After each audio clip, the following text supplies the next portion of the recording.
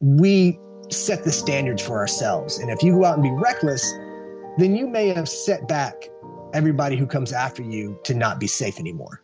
So it's a very big community that we rely on each other to keep each other safe and to set standards of both excellence and safety.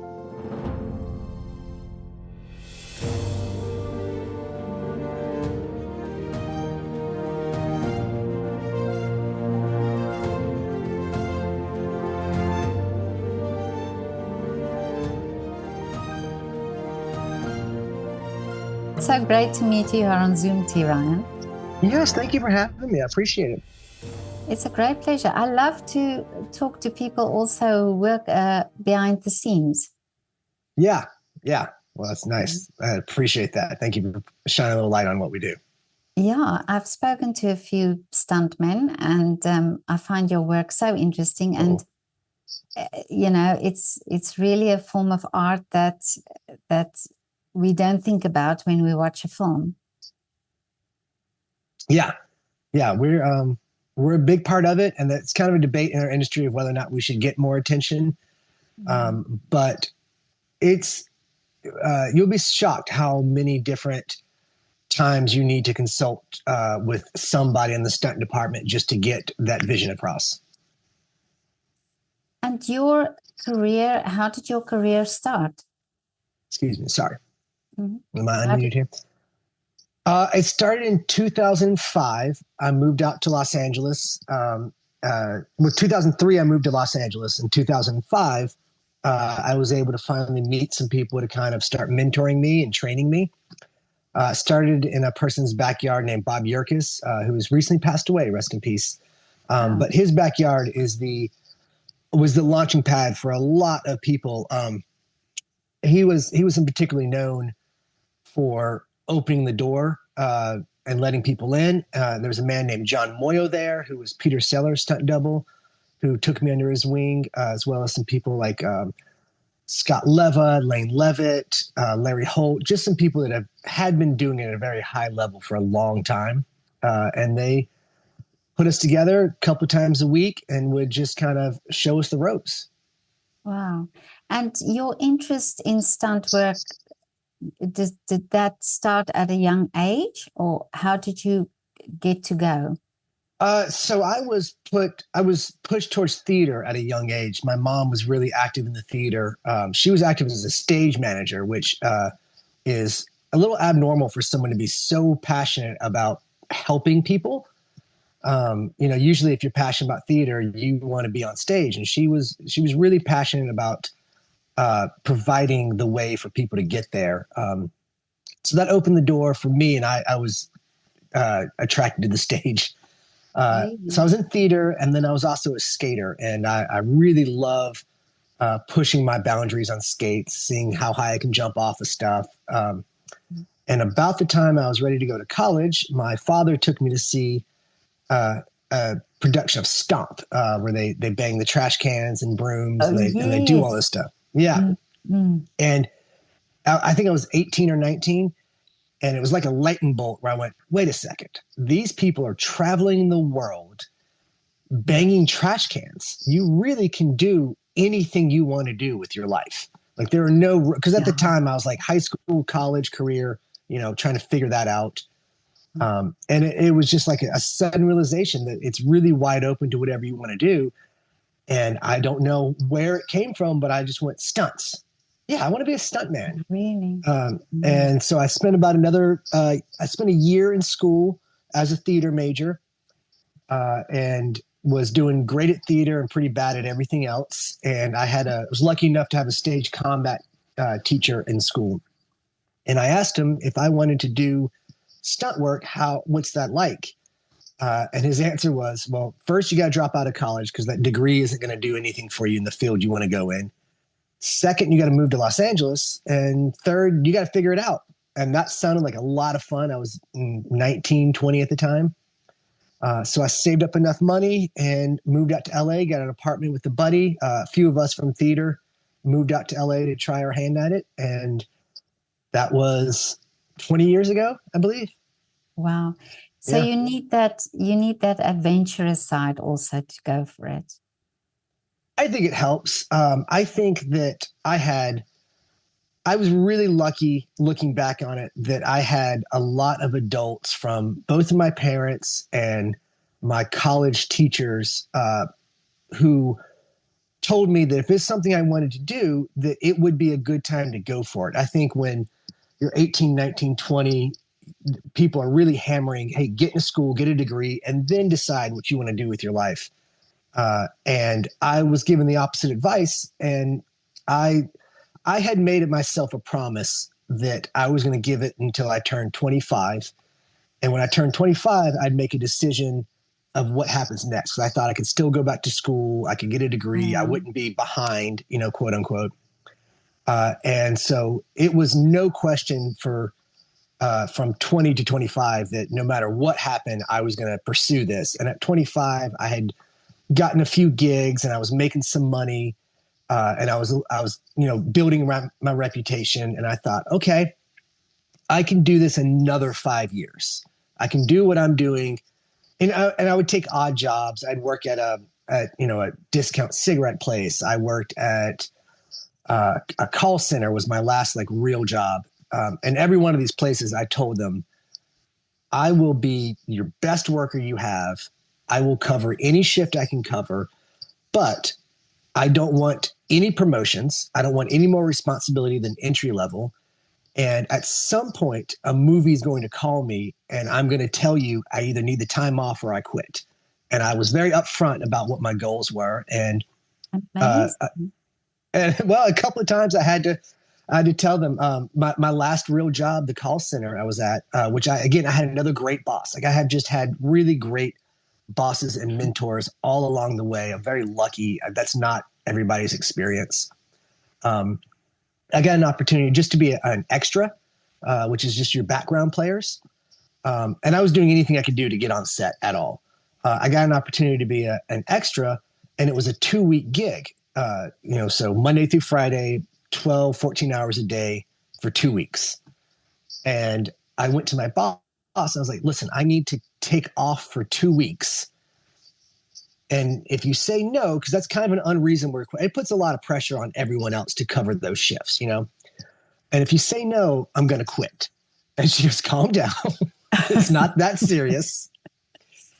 Go ahead and take the time that you need to go do this. We all understood when we hired you, and I was coming in on the weekends and doing like handyman stuff and anything else. I'd built up some trust. Mm. And she goes, go ahead and take the time you need. And so I took those 2 weeks and got some extra work. And I was like, well, I have a little bit more money than I usually have right now. I could probably take another week. And then I got some more extra work. And I never went back to that job. Oh, That was really? that was it. I kind of turned that into getting, and then I eventually would get a stunt gig, and that bought me a month or two of time. And then I would, save my money and get extra gigs where I had to. And that was the last real job I've had to have. But that's amazing also that you had that support from family and from friends to say, okay, go for it. Because I Yeah. think it's it's so many times you hear people say, but what about the security of the job, or you won't, and then you think, well, you're young, so go for it and see what happens. And you also have then that little bit of pressure behind you to say, well, I have to get a work, I have to get a job to help me to get to the next level. So I love that support that you had. It was really special. And one of the times early on in my career, I was working a little bit and I overheard one of the older stunt people. I think he was in his 50s. So he'd been doing it for a long, long time. And he was talking about his kids and his grandkids and all this stuff. And I was feeling the pressure. I was able to pay my bills, but I was just able to pay my bills. And I went to him. I was like, I don't understand how you have a family and you have this life. What is that like? How do you feel confident? And one of the big corporate scandals had just happened and the entire corporation folded. So you're talking thousands of people across the world all of a sudden wake up to realize that their CEO is being arrested and their job doesn't exist anymore. So that had just happened. And he said, well, you look at places like that, and these people thought that they had security. They thought I'd Yeah, work this job, I'd exactly. have retirement, I'd be done. And now they don't. And so none of us have that. And that made it a lot easier for me to just think, well, I'm honest about what's happening. I know that I've got to go out and get this job. And Exactly. that really shaped me. That was oh gosh, what was his name? I'm going to blank on his name. Really, really great dude. But that helped kind of another path of all of a sudden the right person at the right time to say exactly what I needed to hear. Yeah. And And that helped me. I think that's also, it's so important, and it's also somebody you look up to then, and Yeah. that example that you have to show what is possible to do. But Yeah. you said that you went to a backyard. Is it like a backyard where you got is sort of hands-on training? Yeah, it's a wild place. I don't know how he honestly got away with it, Oh, really? other than he just had been there for so long and no one minded. It is this guy's backyard. He's an old circus. Before he did stunt work, he was a circus guy, and he literally, I think when he was like 14, he ran away to join the circus sometime in the mid 60s, I want to say, maybe probably earlier now if I do that math. So his backyard has a trapeze setup. It has a 70-foot tall dive tower. There's a couple of trampolines, and there's all this circus apparatus around. And then there'd be there was a like a 20 by 20 concrete pad, and just laid out in the middle of everything. And so we would get there Thursdays and Saturday mornings. You'd get there and you'd lay out some pads, you start warming up. Then we would do, we do the fundamentals. We do shoulder rolls and uh, reactions, which is what, when you're doing a fight, if someone punches you, my job is to do a reaction. And that's anything from snapping your head around to full on flipping, spinning, hitting the ground. So we would do those, and we're doing those on an inch panel mat on concrete. Uh, Wow. and I see now how that was a little bit designed to weed out people that weren't going to have the gumption to do this job, because you don't always have that much padding whenever you're doing this job. And we'd start in the ground, and then we'd pull out some thicker mats and get a trampoline and start doing gymnastics off the trampoline. And then some days we would crawl on top of, everything from, there was a cargo hole. What do you call it? A cargo container, freight Oh, yeah. container. Yeah. So that's about 10 feet tall. We would jump off of that and we'd do a fight scene on that. Or we'd climb all the way up to 70-foot tower and pull out the airbag and jump into that. And they also had like a Chinese pole and a Russian swing and a tightrope. And so I just got all this My goodness. exposure to things that they were like, hey, excuse me. They said, whatever you want to do, as long as you're being safe. They don't want, we're a little different from extreme sports. Whereas there's a lot of crossover, myself included. Extreme sports is more the idea of go ahead and send it and let's see if you'll be okay. Let's go Oh, for yeah. it.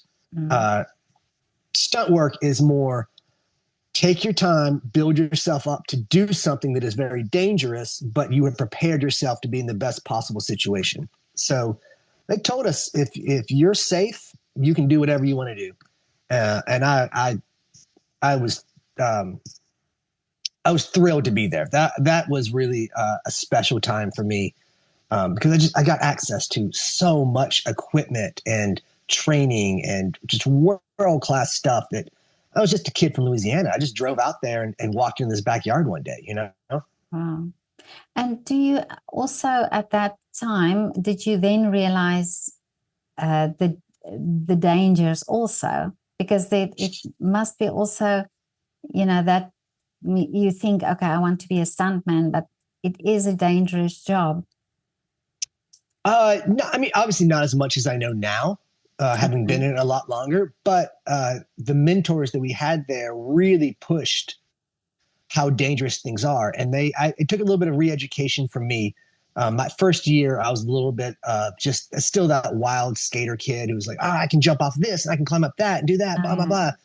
And that's not necessarily a bad attitude to have, but they really took me aside and said, you need to look at this and think about where it can go wrong and be serious about this being a long-term career and think about how you can do all this safely. And they would really push us. They would push us to do the dangerous things, but they would make us look at it and examine it and think about what's right, what's wrong. Before you could get up to the top of the 70-foot tower, you had to prove that you could do it. You could do that fall at 10 feet. And then you had to prove you could do it at 20 feet. And then maybe you could go to 40 feet. And there's a big difference in technique between 20 and 40 feet. And so you stay at 40 feet for months where they go, we're not letting you go higher until that's right. And encouraged, a guy named Larry Holt told me when he was doing high falls, we're a lot of digital stuff now. We still do film, like actual film, but a lot of film is digital. When he was in his like absolute heyday, it was all film. And he says, I'd be on top of the spot to do a high fall. And if I just wasn't ready, I wasn't going to go. And if I burn a whole reel of film, that's their problem. I'm not going to push myself to be ready. And he would describe these times where he would sit up there and wait for the wind to calm down or just not feeling it, and as a group, as a stunt group, as an industry, we look out for each other. And so you rely on your boss, who's the stunt coordinator. You rely on your boss to have your back. So if you're up there and you say it's just not right, as the stunt coordinator, my job is to step in front of the director, the AD, whomever, and have that conversation with them. And usually it's a calm, conversation. No one wants anything bad to happen. No one wants to push them. But if they are going to push you, it's still my job to say, hey, I hear you. I understand that we're costing us time, but all the time in the world is not worth that person's life. So we're going to take our time to do it until it's right. And then the unsaid there is you might get fired because of that, and that's worth it. And so that they pushed that on me at a very early age, and they really, really hammered that in on how you had to be safe and the consequences of not being safe. But also that confidence of saying, no, this is not happening, so that you understand the dangerous side of it, that you can say to a director, look, this is not worth it.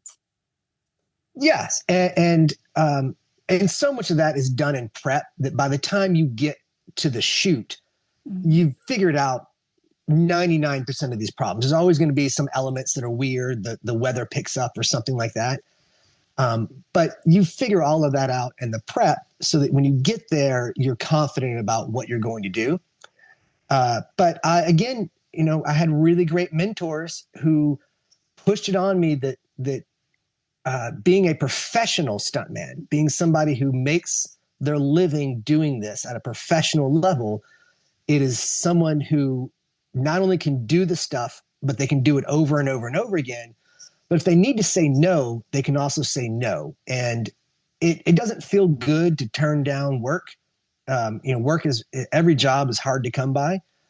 But there are times when you have to say no. You say, it's possible, but it's just not the right job for me. I'm not the right person for that. Or I don't think this is a really good setup. I could do it a different way, and I can help you get that shot in a different manner.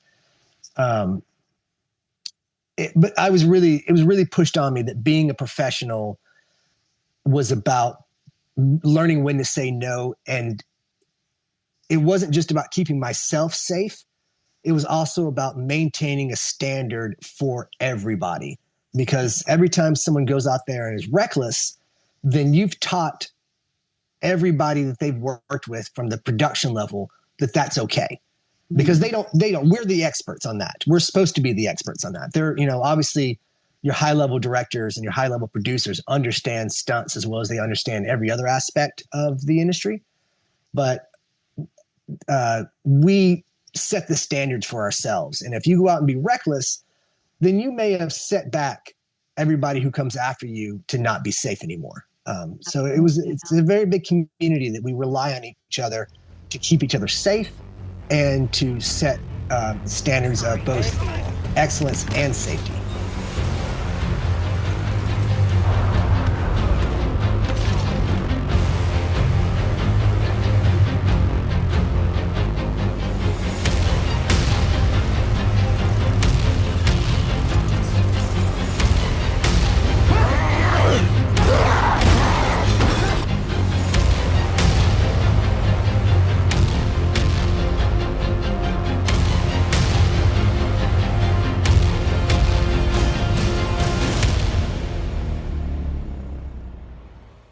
Well, this is the few stuntmen that I spoke to. I get exactly this message from them as Yeah. well, really. And it looks like you're all such gentlemen, that you all look out for each other, but that you also have a very respectful way of standing your ground and saying, no, this is not happening, or this can't happen, or, that uh, you can't do what is not, what you're not capable of. Yeah. Well, we tend to weed out the people that aren't like that, and that's on purpose. And there's a lot of, like anything else, there's a lot of politics and getting involved in this industry. And I've always seen it as, yes, I know it feels like no one likes you, and I'm sorry that you're not friends with the right people, and that's how you get work. I understand. But the way that you become friends with the right people is that you be a professional who can do the job and be safe. And that's how we protect ourselves. And we like to say, people like to say that we're a family. I kind of tend to push back on that personally, because my family I live with, my family I grew up with, that's my family. And I've got close friends that I consider family inside the industry and outside the industry. And you're, just because you have the same job as me doesn't make you my family. But if you have the same job as me, I trust you, especially if I know somebody who knows you. I trust you to be a professional until you prove otherwise. And I will give you a large benefit of the doubt. And that doesn't necessarily make us family, but it does mean that we are part of this community that is looks out for each other. And every time someone new comes into the community, some bright star or somebody who just hustled their way in, I always say, hey, you're welcome, as long as you can maintain the standards. And it's a standard of performance, it's a standard of excellence, and it's a standard of safety. And if you can hit those three things, we may not like each other very much offset, and that's okay. But I will trust you with my life, and I will put your life in my hands to trust you, because you can't do this job by yourself. You just cannot. There's too many things happening. And what I've also heard is the etiquette that you guys have, and that you have a way of communicating also, and that's so important on a film set, that there's things that you have to take into consideration, when you're working with the director, and also the way you speak and all those things. And I heard one stuntman said also that news goes so fast in your industry that people know exactly, when somebody's doing something wrong or saying something wrong. You find out a lot quicker about someone who did something wrong than someone who did something well. Something right. And I guess that's just people in general. But yeah, I like to gossip. I really do. And it is one of my faults. And I try to rationalize it by saying, well, I need to know what that person's going to be like if I work with them. And I need to know what reputation they have left before I come in there. Because if I'm working with a new crew, they may have pissed off the hair person. They may have they may have really snapped at the cinematographer, they may have just done a really poor job. And now that's what um, the rest of the crew thinks stunt people are like until I show them otherwise. Because we have a really good job. I get to make a living doing something that's a lot of fun that I'm really passionate about, and that's a rarity for people. And so if you come in with a bad attitude, everyone else is like, dude, what's your problem? Like, Um, you want to, okay, well, how about you carry some sandbags for 12 hours and then tell me how bad you got it? Um, and we are hitting the ground. We are hurting we are getting, we are taking our thumps and we are putting ourselves in high risk. But so is sitting at a desk for 12 hours, and so is manual labor, and a construction worker is putting themselves under a high risk. And it's not unique to us that we're not the only people with risk. We put ourselves in the higher risk environments, but we also get to live in the passion and the glory that comes with that. yeah. And I think it needs to be said to take a step back and show some gratitude for that, because that's not everyone else's experience. And um, you know, a rock star ego is really good for convincing people that you can do the job, but it's not great for making friends. And so there's a I, little middle ground there. mm, You kind of you don't want to appear as if, oh, I don't know, man, this is pretty scary. Because if I say it's scary, then it shuts down. oh, We okay. everyone goes, wait, hang on a second. If you're worried, we're not doing this. Mm, But at the same time, I can't come in there and be like, get out of my way. I'm the star. Watch me do this. All right, I need a cup of coffee. I mean, everyone else on the on the set is working just as hard as me. And you need to treat everybody with that you're a team. And if mm. you don't do that, it ruins it for everyone else. That's true. Yeah. Yeah. But do you, in this time, you spoke about other stuntmen who came before you, like the older generation that worked on film and not digital. But do you think there's a big difference in the way stunts are done today to those times?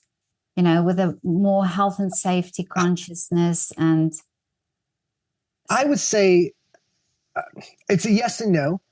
I would say that health and safety has always been at the forefront, but we have been able to build on our predecessors to learn more, and our technology has gotten better so that we're able to be safer. So I don't think that our predecessors were dangerous by any stretch of the imagination. I think that they were focused on how do we do this job as well as we could, as safe as we could, and that we have learned through their experience how to do it safer and better.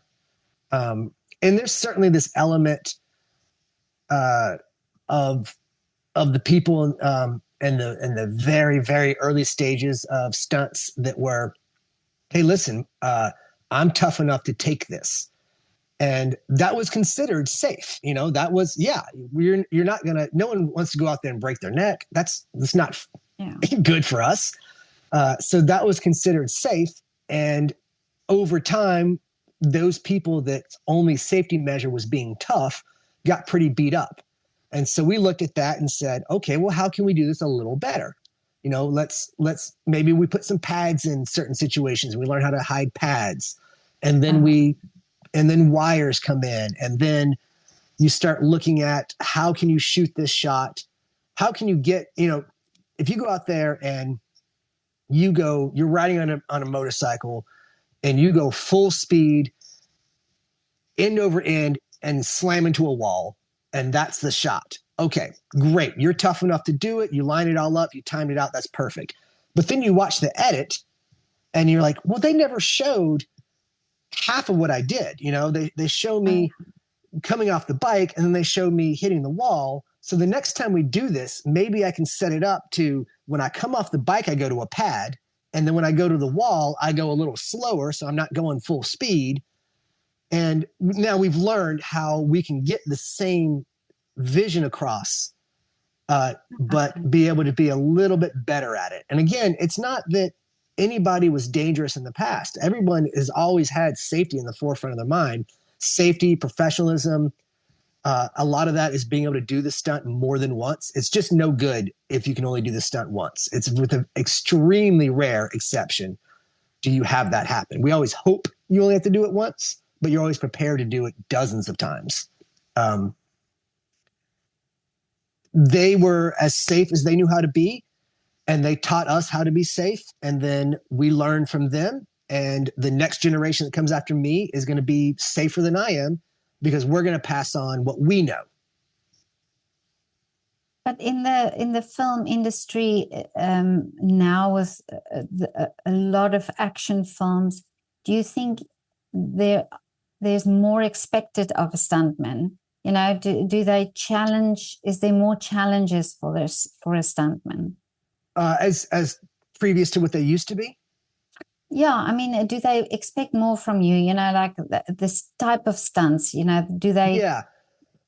things that's Yes. not really possible, but they expect Oh you well, to they do it? always, yeah, they Oh, come okay. to us. They come to us with the world. And this, I want somebody to, um, excuse me, I want somebody to jump off a building, land in a car, drive away, and then pipe ramp it, roll that car. And our job is to be able to have the experience and knowledge to help them create that because it's all possible. It's just a matter of, well, how we shoot it. How long do we have to film it? How long do I have to prep it? How much money do you have to do it? It's all feasible. We just have to figure out how to do it because we are equal parts athletes as we are magicians, um, which is one of the things that really attracts me to this industry of how you can really play some little games to get the idea across.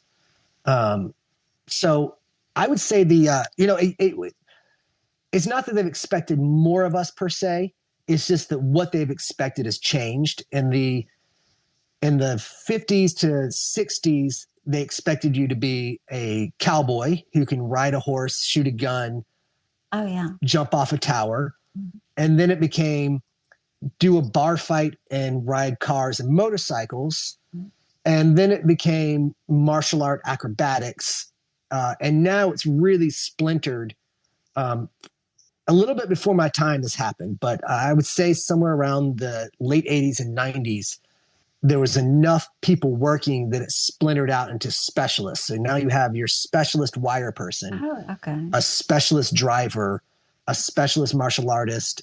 And within that, you're always encouraged to be familiar with everything because you never know when you're going to be put in a position where you at least wanted to know that knowledge. Um, but we've really spread ourselves out now that you pick a niche and you spend a lot of your time focused on that and then kind of get familiar with the other parts of things because Oh, I the see. Yeah. expectations of talent are have never been higher.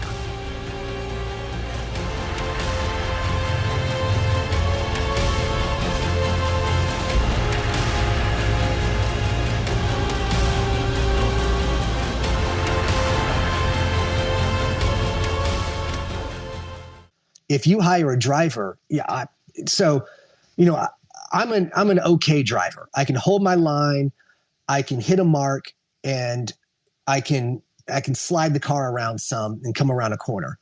But when you hire a professional driver, you're talking, you want people that are going to be these Red Bull drifters and these people that have been racing their entire lives. And not necessarily, they don't even have to be somebody who's won championships, just somebody whose focus is vehicles. That's all they do. And a lot of times, my job, if I'm in a car, is to be able to hold a straight line while they come whipping around me. I And see. and we're both trusting each other. Like I'm trusting that you've got the skill. So I'm just not going to freak out. I'm going to hit my mark no matter how scared I am. And you're going to whip around me. And they're trusting me that I'm not going to freak out, that I'm going to be where I said I'm going to be. And it sounds like a simple job. All you got to do is drive straight forward for, 200 yards at 30 miles an hour. But when you hear that person coming behind you and you see them in their rearview Yeah. mirror coming up on you, it gets a little tense. And my job in that moment is to be a professional. And it's not that I'm not afraid. I will be the first to admit I'm always afraid. Always afraid. Really? I'm comfortable with saying I'm afraid. Okay. I believe it's ignorant to say that you're not afraid, but I'm able to process that fear as something over here, and then I'm going to do this. It's just like, it's a matter of fact, like, oh, yeah, my blood pressure's going up. I'm a little sweaty. My vision is narrowed, but that's okay. I know what I'm doing. I know what I'm confident in my team. And fear is just the experience that I'm happening to have over here, but it's not going to change what I'm doing. Um, and that is, and so when you talk about, I'm driving the straight line, yeah, it's afraid. I'm afraid of, that you hear that brr, brr, and you're getting tense. But if somebody who's not me might be in that position and might just break and get out of there and go left, but I don't know what this guy's doing. He may have realized he's not going to make this turn because there's an embankment right here, and he's got to go over to the right, and he's putting full faith in me that I'm not going To to just stay. do Yeah. something I'm not supposed to do. And so we've splintered, to answer your question, we splintered into all of these specialties, but at the same time, you need to be familiar with every little aspect of it so that you can do the supports jobs when you're not the star of that stunt. And how amazing that I also think now. So it's not just that you have to do the stunt, but you have to figure out how to do the stunt. So if there's a sequence of events that has to happen, then you have to figure out, okay, so like you said, with the car jumping out the building into the car, and that, so you have to, Yeah. you have to figure out like the routine that's going to happen. Yes, absolutely. And we have done it for so long Mm. that we have a pretty good standard set of practices. And every stunt is different because every stunt has a different requirement on what it's supposed to look like, as well as the environment that you're in. But within that, it's kind of like Legos. I can build a million things with Legos, but it's the same pieces over and over again. It's just how do I build Oh, these I pieces see what you differently? mean. Yeah, yeah. So, for instance, in this one that we made up, that we're going to jump off a building, land in a car, drive away, flip the car.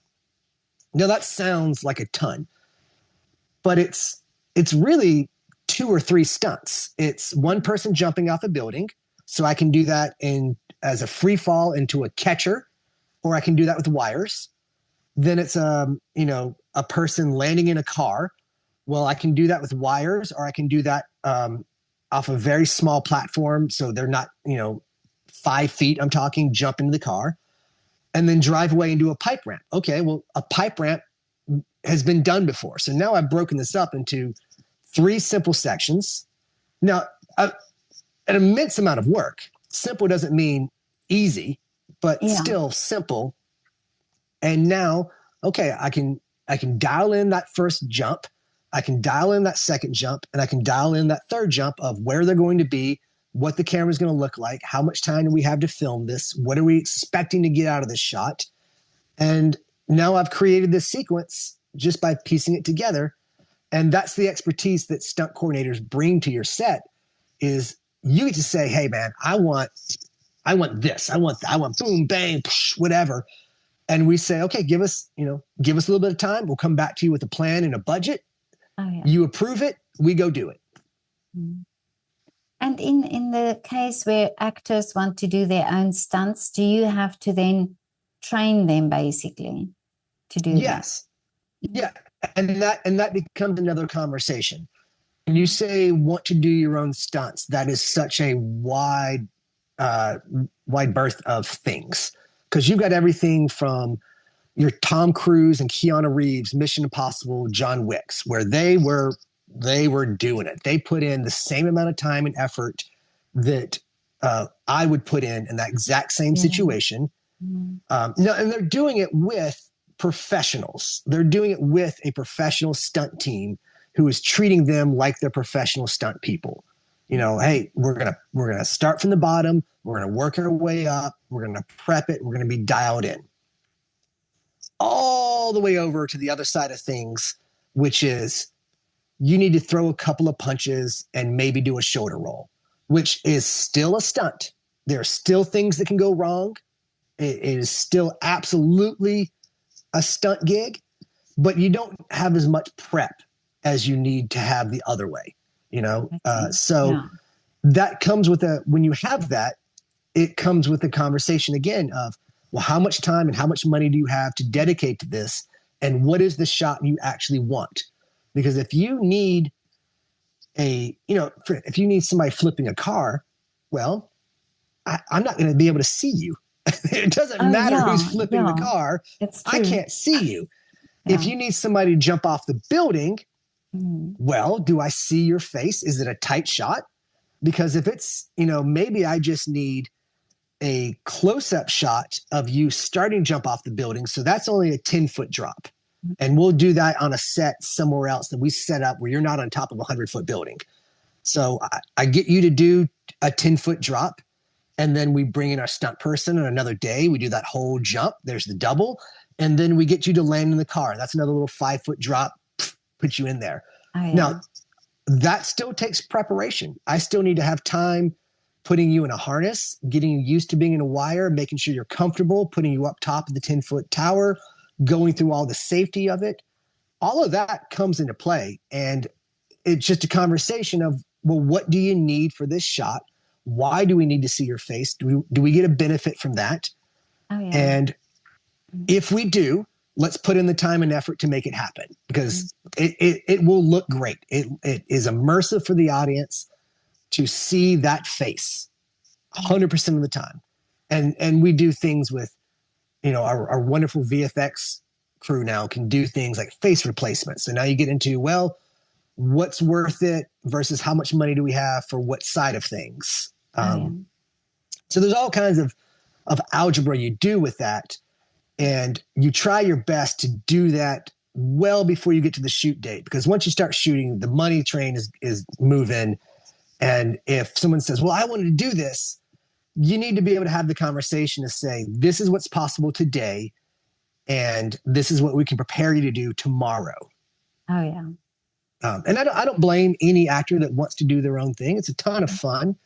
I encourage it. I think it's part of our job to prepare an actor to do action.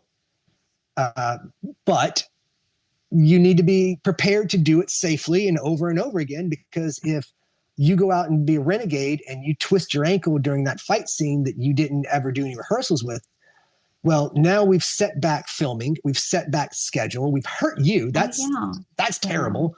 I've ruined my reputation as somebody who's not safe with the actors. It's a bad day for everybody. No, obviously, once you get moving, egos come into play, and you have to deal with that, and that's part of what being a professional is. And it's also filming. It takes such a long time. So for a long time, you are physically busy with these different stunts. So you have you're on. I mean, I expect if I get a phone call, I expect a 12-hour day is probably average. And when I say I'm doing if I do a 12-hour day, the entire crew around me is doing at least a 14-hour day. They're very, very long days.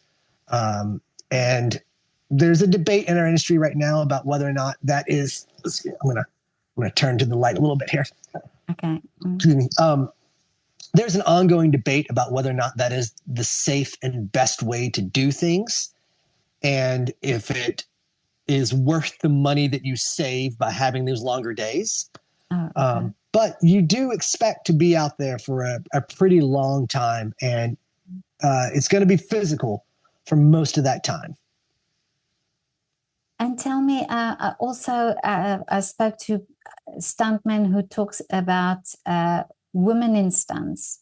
You know, that they're quite strong and they're quite doing their thing. Oh, and they're quite good with stunt work. Yeah, well, so the old joke is that if I get hired to do a stair fall, I'll have on a dinner jacket and pants, and I'll be able to put knee pads and elbow pads and everything on. If a woman gets hired to do a stair fall, she's usually in lingerie, and she has nowhere to hide pads, and she's just getting the crap kicked out of her. So it's that that gets into why they make the artistic choices that they do is not up to us. Our job is merely to facilitate that. Um, and there's, if you've watched any movies, you've seen that equality and empowerment has been a huge theme in our art and our cinema for probably the last 5-10 years. So women have been getting more and more roles that would have gone to uh, in the 80s would have been a jacked up muscle guy. And so they're getting to do fight scenes and clothes that they can wear. But more often than not, your females are going to be put in scantily clad clothing. And that means the stunt double is not going to have a lot of places to hide pads. And so if you're a successful female in this industry, you have worked so hard because you have less opportunities for jobs than the men have. Most of the time, the action is going to go to your action hero men. And when you do get an opportunity for a job, you're in just the worst clothing and you're having to hit the ground. Gravity is the same for all of us. There's no changing that.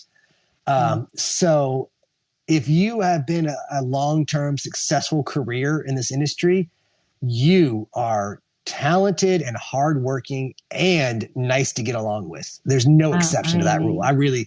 I'm trying to think of somebody that is not one of those things, and I can't.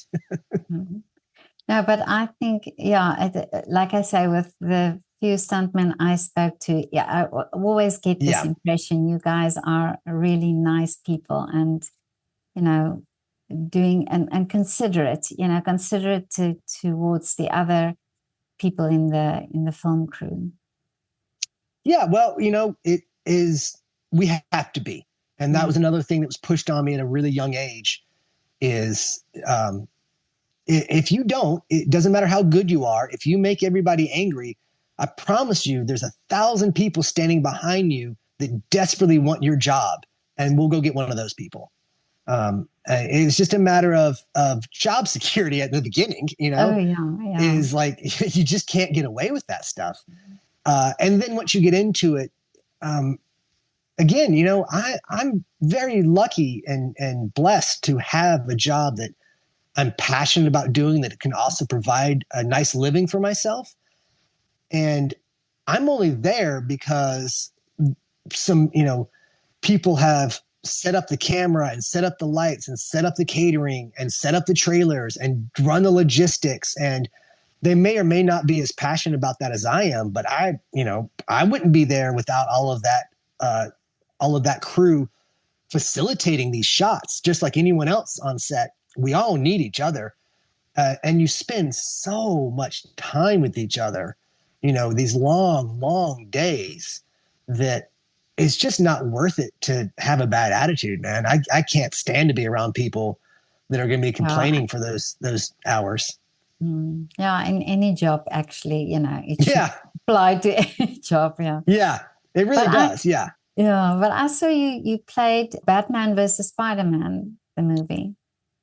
In Batman versus Superman.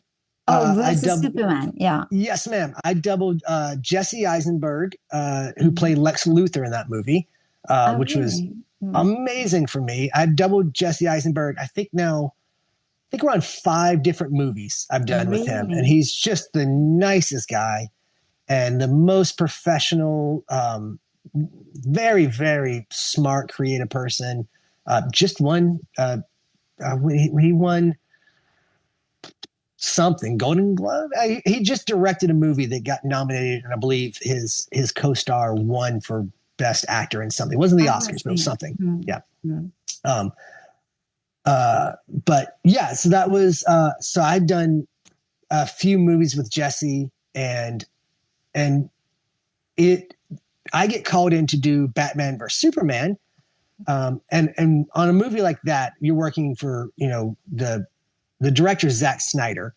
So he's going to be using the stunt coordinator, second unit director named Damon Caro. Damon Caro. And we're talking best in the world. I mean, these are, you're talking to people that did 300. I mean, these are really elite level people. And I got to join them in part because I had Right. built a reputation and built up my skill set to be worth being there, but because Jesse Eisenberg says that that's my guy. Oh, And, really? that makes a Oh. huge, huge difference to Mhm. us to have somebody in that position who is willing to say, I prefer T. Ryan. Um, that opens up doors for me and feeds my family. Just straight up, Mhm. that feeds my family and pays the mortgage. And he doesn't have to do that, but he does that because we have a good relationship, and he's a nice enough guy to want to do that. And it's also that consistency then also, and you Yeah, build a relationship with him, and there's that bond then. yeah, yeah. I become so on the second Zombieland that we did. So that was after Batman vs Superman, and I think we had done an indie film in between those two.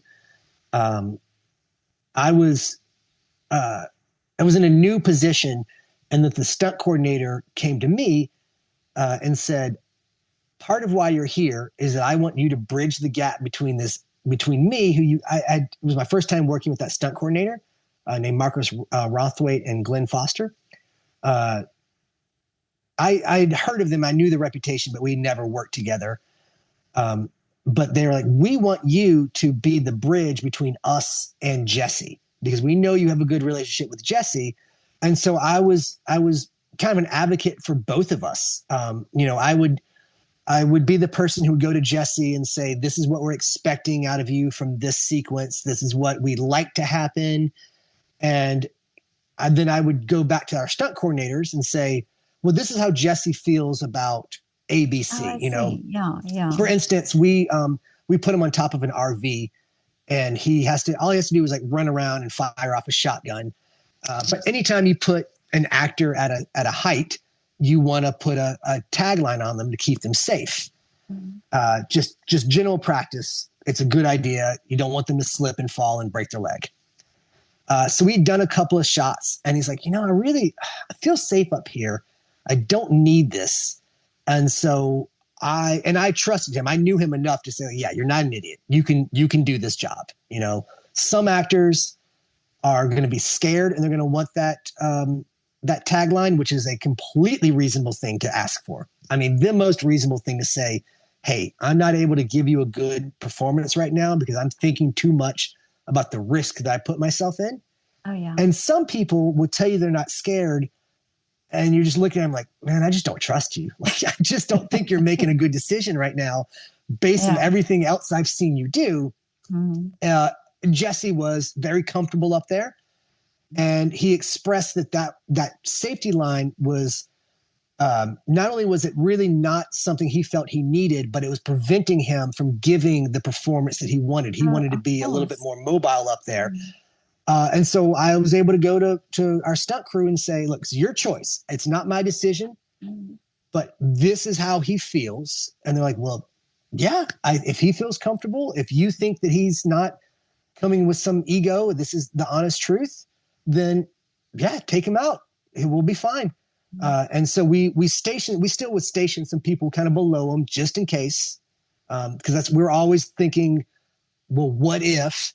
Oh, yeah. But we let him run around, and he got a much better performance out of it. He was Yeah. free, and he was able, and he kind of did these little skip steps, and it really added a lot. And then and later in that sequence, we put a stunt person up there that has to run and jump at him, and Jesse has to duck, and the guy like flies over him and flies off to the ground. At that moment, we went back and put the taglines on them because, like, if our stunt guy happens to trip and Oh, hits them, we yeah. can't have him knock off. And because we built that trust, Jesse was okay. He's like, yeah, absolutely. This is a good time to put that line on there. I trust you guys. I don't want to get knocked off this. And it was kind of a pretty small little sequence in this stint of that entire movie, but it's something that I get to look back on and feel so good about what we did professionally, because that really is, besides all the high flying stunts, that's what we do. We make everybody comfortable to give the best performance that you can give. And I'm really proud of how we were all able to Yeah. communicate, It- and there was no ego, there was no argument, which is, not always the case. It was very much like, we can do this if you're comfortable, and then the stunt team decides that this is our limit of what's going to be safe, and our actor decided that he trusted us completely and we trusted them completely. And I think that sequence is better because of it. But that great teamwork, and also, like you say, Yeah. that trust from working with somebody, and that just that relationship you have with him, that Yeah. that you can step in for him in that sense. Like, And what's really important with that sequence too is that all of that conversation is happening um, in a bubble. mm, And then we take this information and we go to, so our assistant director, AD, is in charge of the logistics of shooting the film as well as the overall safety. They've got to look at the whole big picture of how do we get this done as well as we can do it and still be safe. And your director is more looking at the visual. oh yeah, Everybody has to be concerned with the logistics and the money and everything, but their primary concern um, is how does it look visually. So we had this whole conversation over the course of a day, kind of within ourselves. And then when we all agreed, we just went to the AD and said, this is what we're doing. And the AD said, if you believe it, I believe it. We went to the director and said, this is what we're doing. And he said, if it gives me the best shot, it gives me the best shot. And then they don't have to think about that. They didn't have to solve any of those problems. And that is another point of pride for me, that we were able to solve all of these problems ourselves, within ourselves, and then present a unified answer to our production crew, which is what everybody else on set is also doing. Your grips, your lighting, costumes, makeup, pick a catering, pick anybody. They're all solving hundreds of problems themselves and then coming to the people and saying, hey, here's the answer. oh yeah. If you don't do that, then you're expecting your directors and your ADs and your producers to solve millions of problems every day, and you're not going to get anything done. They already have enough to do. But isn't it just wonderful to think all of that goes on behind the scenes, and we watch the Yeah. film and we have no idea? Oh, I love it. I really truly love it. I mean, some movies are great. A lot of movies are good.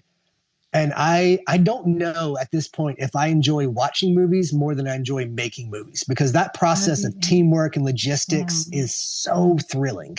And you're fully engaged and present in the moment. And then the end result being something that's so exciting to be a part of, where you have this bigger than life situations happening. It's a real thrill. And our hope is always that that's communicated to the audience, that you Oh, yeah. have that feeling. Um, but the process of filmmaking is so much fun. But if you watch a film that you were part of, can you detach yourself from knowing what goes on behind the scenes? I can, because I practiced it. I have Oh, I see. decided. Mm. For a while, I was only watching films that I was a part of, films that I had, that I just was observing. I was really watching them with a professional's eye of trying to pick out what's happening. Oh, yeah, yeah. And it really killed the enjoyment of being able to watch them. Mm. It's harder if I was a part of it. It's a lot harder because I'm usually like remembering bits of like, I'm like, oh yeah, that was when Oh, Taylor yeah. lost his Yeah. shoe, and he's running around the background right now trying to hide the fact that he doesn't have a shoe on. Um, Yeah. but I, again, being a professional, Mm. I try to watch things the first time as an audience member, that I just turn my brain off and enjoy, because that's the product. That's what everyone Yeah. else is going to experience. Mm. And then to be better at my job, I will go back and watch it again with the professional's eye. And that's what I do so that I can provide value. Excuse me. Because I don't think it's the audience's job to know the how or the why. Oh, yeah. I think our job is to transport them to another place, have them feel whatever set of emotions that we're engineering to have them feel and let them take a break from their reality. And they, your audience is everything from the plumber who gets off, who the plumber who's mid-20s, living by themselves, and they just want to watch a couple episodes of whatever TV show they want to watch every week, to people that are having their anniversaries by watching a movie, Oh, yeah. to people who are really going through some heavy stuff, whether it's pressure to succeed or tragedy or really high level emotional things that they're doing in their lives. And we're providing an escape or a chance True. to broaden their culture or to see things a different way. And because I don't provide anything else of value to the world, as far as like I'm not going to cure cancer, I'm not going to fix your plumbing, I'm not going to teach your kids, I'm not good at any of that stuff. I put a lot of focus on myself to know as much as I can, to be able to give as much as I can when I'm on set, because that's what I provide. That's my, you give me money, I provide this. And that money comes from someone else earning money, doing a job that provides a value to humanity, and then giving a little bit to us. It's all this big circle. So I consider it part of my job to do things like watch things with a professional eye so that I can pick up what works, what doesn't work, why it might have worked.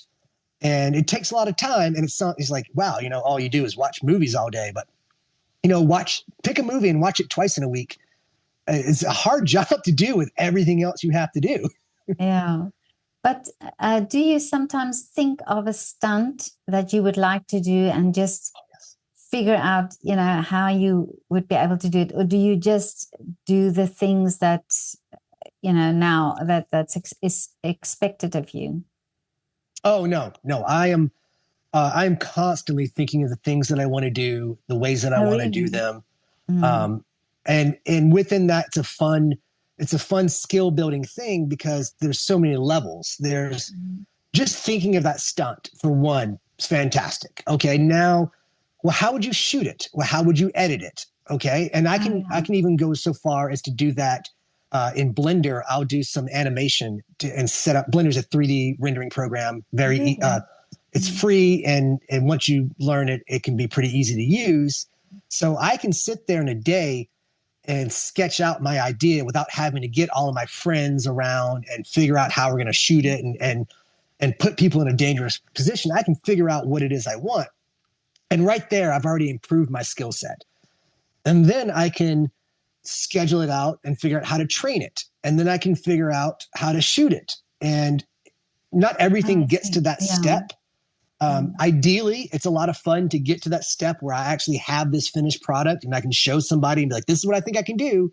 But even the idea of just sitting down and writing out how I would do it is very entertaining, very beneficial, and I consider it um, one of my strengths and some of the value that I can bring is that if there's a standard set of skills that all stunt people are expected to know, and all you ever do is the standard, I don't understand how you expect to be anything except a standard stunt person. Oh, But if yeah. you can create stuff that you have come up with, that you have made unique in some way, that you're the only person who's ever done it, well, now you've created some special value in yourself. And now you're the person that is first in line to be called to do that. Mm. And so I will do that. I will go so far as if I get a call to do a stunt, I'm trying to think of one that I can talk about that's not out yet. Oh, um, okay. Twisters. I did a thing on Twisters that just came out where there was this giant. The riggers, Mike Lee, got rigging stunts. Norb Phillips, incredible riggers, best in the business. Um, they brought out a giant 110-foot crane. I'm on a wire inside of a pool. They attach it to me, and to make it look like a tornado has grabbed me and sucked me out, I go out of the frame. And so we went up to do rehearsals for it, and we were trying all the different ways of doing those flips, whether I was going to be on all fours, whether standing up, backwards, forward, sideways. We spent about a week trying all that out. It so happened to be that right before we were going to shoot that, SAG went on strike. So we all went on strike. We all went home. Um, 6 months later, whatever it was, we get the call. We're off strike. We've resolved the issues, and we're going back to work on this. And so I knew what I was getting into. And so the week before that, I went and gathered a few of my friends, Spencer Davis, Charles Barton, just to name a few people. We went to what used to be Level Up Studios, which is now the Vault, which is a stunt space with the gym and has access to wires. And I got them out and I said, hey, let's rig this up a small version, because we were doing a 90-foot version. Wow. Now I'm doing a 20-foot version. But let's rig this up because I want to practice this on my own before I go out there, so that when I get there, I'm dialed in. And I will do that as often as I can. And I've done that with high falls. Really? I've done that with fight scenes. If I know what I'm getting into ahead of time, I will set up as close as I can to replicate that situation on my own. And it's a lot of fun because that's when I get to sketch. That's when I get to try out things. I don't have the pressure of being on set and listening to other people's ideas, and we don't have the money going. It's where I get to really be in charge. And then I get to take that and say, I'll do whatever you want to do as long as I feel safe. Here's what I've done already to jump off from that point. And that's been really successful for me to be able to come in there saying, I'm already prepared for this on my own. And you got to do something with your time.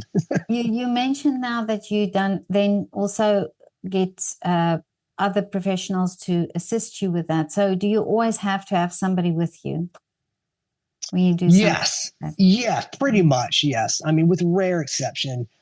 And you want some people there because they're going to see things from a different viewpoint. Okay. They're going to see a different, you may feel like it should gone, forward and backwards, but when they were on the line, on the line it means like your rigger's pulling the line. Oh, yeah.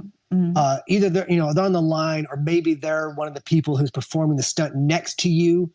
They'll be able to give you some feedback that you're not aware of. Like, hey, the way that you're jumping into this line, I don't think it's a good idea. I think you can do that stunt, but you can jump into it a different way. You can step into it a different way. Or if they're working next to you, I think that reaction looks great, but you're throwing your left arm out there every time. Mm-hmm. You're not hitting me, but if this was an actor, you would scare the hell out of me. Oh, okay. Thank you. Good note. That doesn't change. My left arm doesn't change anything. I can tuck that in. You really want that people around you to help workshop all these things and come up with stuff when you're in an environment where you're not pressed for time. Oh, yeah. Once you get pressed for time, pressure goes up.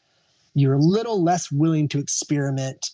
You're a little bit more, usually the first or second idea is the one you go with instead of like sitting there and talking about it. Which is why prep on a professional movie, prep is so important, because you do get that time. You do get a lot more time to figure things out. So it's incredibly important to have people around you that you can talk about and figure things out. But also amazing that you have the facilities, because that's something that you think of, that you said there's a facility where you can go and do those stunts. Yeah. Yes, it's a huge deal, and they're not easy to come by.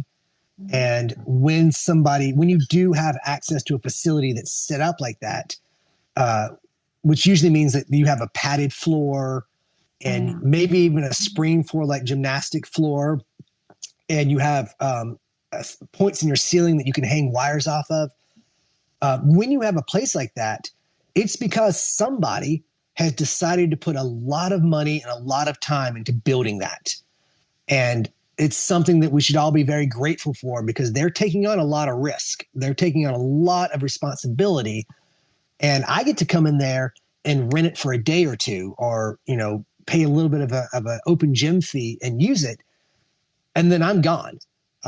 So when somebody has a spot like that, it is really cool and and beneficial to the industry as a whole. And I'm very grateful in Atlanta right now. Just to call out a couple of people, there's Apex Stunts, which is CC Ice.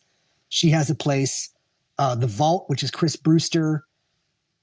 There's a couple of other places. I think one I haven't been to yet, but it's Diamond something Stunts. So whenever you see this, if you're out there, I'm going to tag you in it so that you know I'm talking about you. Um, Off the top of my head, those are a few places. You can also, I've built relationships with people like at the Georgia Tech Aquarium, not aquarium, the Georgia Tech Aquatic Center. They have platforms, and I've been able to go there before and train with people over there for when I've had to prepare to do a high fall, because there's not a lot of places to jump off of. There's a new aquatic center in a town in Griffin near me. All these places, I'm really great. My favorite currently, I train at a boxing gym called Fourth Corner Boxing Gym, and they've let us do things there whenever they're not having classes. All of these places are taking Amazing. on immense amount of risk and financial responsibility, and allowing me to come in there and using it for a very small portion of what they've had to pay. And I'm very, very, have a lot of gratitude for that, because it helps and makes a difference. Otherwise you're really trying to figure out how you can patch something together to make it work, or you're spending a ton of money to make it happen. Mm. And also for young and upcoming stuntmen and women that want to train, is that also a possibility for them to go there then? Yes, yes. And that is, it's a constant conversation in our industry. When I was trained by people that were, had, I'll say this politely and politically as I can. They weren't full on retired, but they weren't working full time anymore. They would get that occasional job as they wanted it, or if it was a good position, but they had done decades of quality stunt work and had put themselves in a situation where they didn't need to work anymore. And those are the people that trained us. There are some places that people were being trained by active stunt coordinators and second unit directors, and those tended to be very small groups. In Atlanta, where I'm at right now, we don't have a lot of retired stunt people. Pretty much every stunt person in Atlanta is also still trying to continue their career in some manner, Oh, okay. which makes it incredibly hard to train the next generation, because you've got to focus all in on what you're doing. So there are places that they will do boot camps and they'll do open gym training. And then if you're a younger person coming up, you're going to group together with a bunch of other young people and try to train yourselves. And then you'll get on a job and some people come by like, well, you should do this, this, and that. And then they'll leave and you're Oh, like, I okay, see. we're Yeah. going to do this, this, and that. We have to do that. But having that person whose sole focus is training, we don't have a lot of that. And I don't know if it's better or for worse, but I know that it was a really benefit. Actually, I'll say it's for the worse. I will say that it makes it a lot harder on the younger people to come up if you don't have somebody whose focus is training, if they're trying to kind of train you on the side. I know I've been approached about training before, and my position is, you can come to where I work out, you can watch what I do, I'll help you whenever I can, but I'm there to be a better performer and a better stunt coordinator, Oh, yeah. and I've got to focus on that. That's my responsibility right now. So it's difficult for a person who doesn't have somebody who can really mentor them in that way, whether you're learning on set, actively working, or if you have somebody who's focused on helping you. And it's a conversation about how the culture has changed within stunts, about if some of the old school ideals are getting lost that we need to bring back. And it's just the way it is. It's our responsibility to pass on what we know, and it's the younger person's responsibility to learn as much as they can.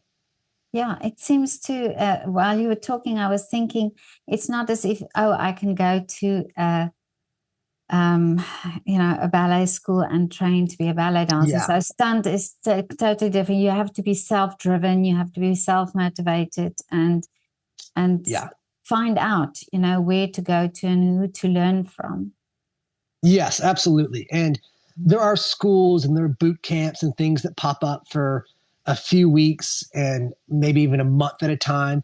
And it's an incredible education. That it will absolutely give you a leg up from where you were.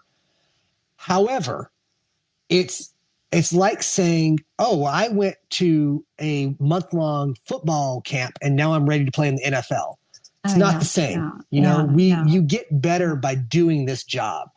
And so if you can get an education somewhere, get that education, but it's not, I have a certificate, now I'm ready. The only way you ever get better at doing this is by doing it more.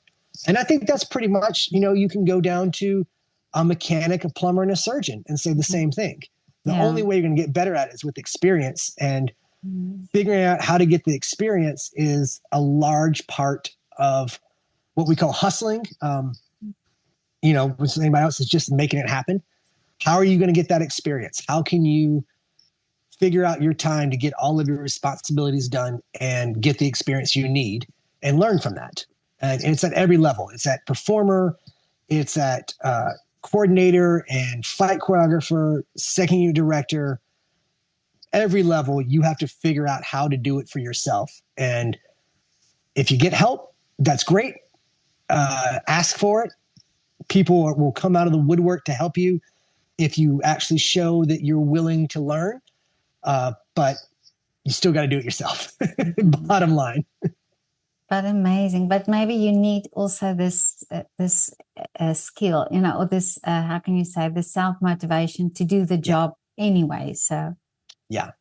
I think it makes a huge difference. It's too nice of a job. It's too much fun. It's too cool to try to convince somebody to do it who hasn't already convinced themselves they want to do it. I mean, I'm not going to beg you to do it for me. I would rather take somebody who knows very little and really wants to do it and is willing to learn and put in the time. I'd rather invest time in them than to take somebody who has a brilliant skill set but is just not willing to learn.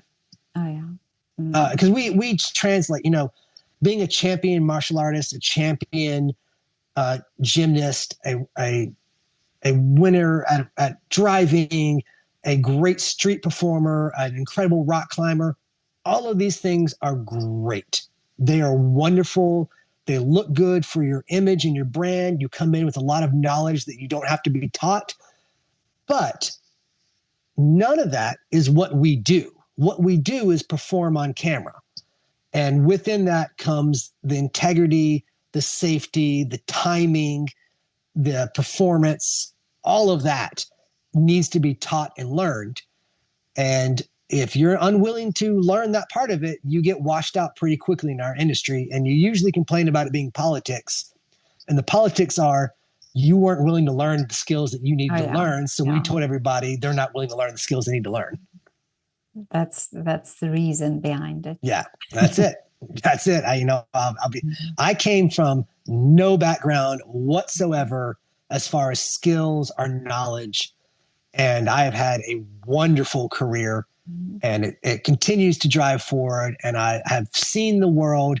I have provided for my family. I have done some incredibly fun things and been around the absolute elite top of the top of a few different industries, and it's because I was willing to learn and apply that knowledge and grind. And when I've had valleys in my work, I look around and realize I got kind of cocky and arrogant about who I was, and I stopped trying. So if I can do it, anyone can do it. You just have to put in the work, and it's a lot of work. Wow, this is great, really great advice. But T. Ryan, you've done now so much and amazing films that you were that you were part in, and also this life lessons that you've learned on the way. But what are still the wishes, and what is the dream? Oh gosh, that's such a great question. I have okay. Well, the dream, the dream is to continue to push myself doing amazing work with top of the class people, and that is the dream. That you'll never check that box. It's just an ongoing passion. How can I do something that I haven't done yet that is more fun with people that are so good at what they do that we all rise? That's my absolute dream, and I'll continue pursuing that probably all the way till I'm dead. The goals are, and I'll call them out. I want to win Best High Work, a Tour Stunt Award, which is our version of our peer awards. I want to win Best High Work. I want to win Best Fight. I want to win an Emmy for stunt performance. I want to win an Oscar for stunt coordinating, and I want to sell a movie that I wrote and produced. And all of those Wow. are the there's a huge goals. One of those doesn't even exist right now. The Oscar doesn't even exist. And I don't say those from a point of arrogance and cockiness. I say that that's where I put my motivation to, and if it happens, I'll be delighted. But it'll be because I'm living that dream of pushing myself to do things that I haven't done before with the best people around. And the dream is the focus. The goals are waypoints along the way. But T. Ryan, I think really it's going to happen for you. If I just hear your no, really your attitude and how you've come up to where you are now, it's bound to happen. Well, thank you. This is Yeah. the first time I've said this I've said it on record. But it's So now yeah. the pressure's on to actually But do it, and I'll take it. I must tell you that people who've made wishes on my channel, their wishes have come true. And actually, I spoke to a stuntman last year, and he made a wish to have a contract, a fixed contract, because he's also a family man and he wanted to have a secure job. And Yeah. I saw on LinkedIn the other day that he actually got a contract. So, and Hey, that was a wish he made. That was a it wish. must be you, Petra. It must be you. No, it's not me. It's just it's out well, in the universe now. So yeah. My wish when I was 20 was to be a professional stuntman and to be a professional rollerblader. And I've got to do rollerblading stunts as a professional stuntman. I have lived my really, wish 100 times over. I I am see. so grateful for what I've got to do already. And now it's just, what do you do next? I'm going to look out for the Oscar that you're going to win. It's coming for our industry. I know we don't have a stunt category yet. It should. Everyone says it will. The pressure mounts every year. I know it's happening. I just don't know when it's going to happen.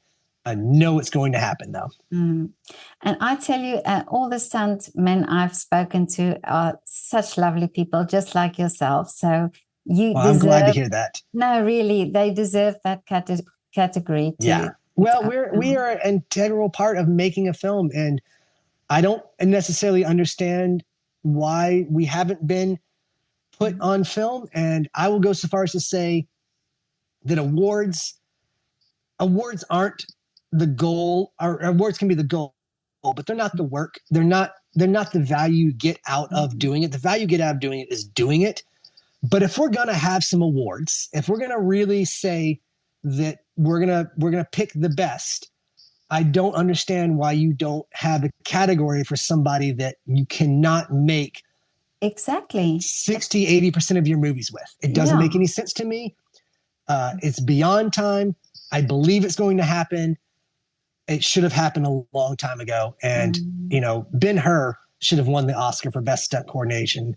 Mission Impossible should have won the Oscar. I can go on and on about each year the movie that should have won if there had been a category, because there's been some spectacular, spectacular stunt work done that made these movies. I mean, if you say Ben-Hur, I challenge you.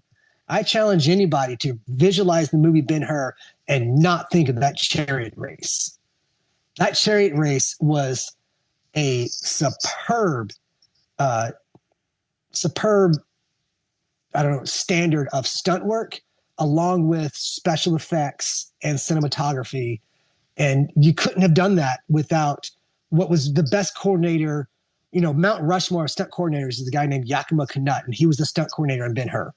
And you just don't have the emotional feeling of watching Ben-Hur climb back onto the chariot after he almost gets bucked off, while the Roman or the other people are trying to cut his wheels out from under him.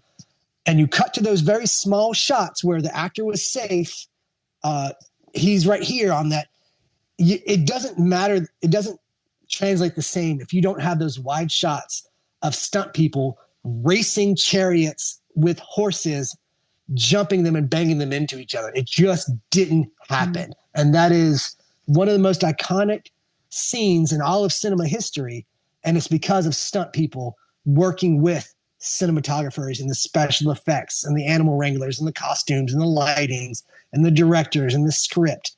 So I don't understand why we don't have it. I do believe No, we will have it. absolutely, yeah. No, definitely. And it one will belong to you. Well, I look forward to that. Thank you, Petra. Dear Ryan, this was so great to talk to you. Well, thank you for having me. I appreciate it. Great pleasure. It's so lovely to hear the behind the scenes and your story and it's such an inspirational story, really. I'm thrilled to hear that. Thank you very much. I popped into some of what you do, checked out some of your podcasts, and I think you do an excellent job of thank you so much. Finding artists all around and opening the door for them to communicate their feelings and their passions. And it's a really enjoyable thing.